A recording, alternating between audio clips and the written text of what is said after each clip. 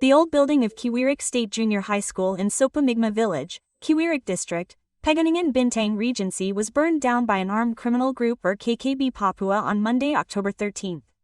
The separatists who burned the junior high school claimed to be from Kodap 15 Namlam Kupal. The action was discovered through monitoring by the Cartons Peace Operation Task Force and Joint TNI Polri apparatus. Officers immediately responded to the incident by securing the scene to prevent the incident from spreading further. Based on the monitoring results, 7 people carrying firearms set fire to the old building of Kiwirok State Junior High School.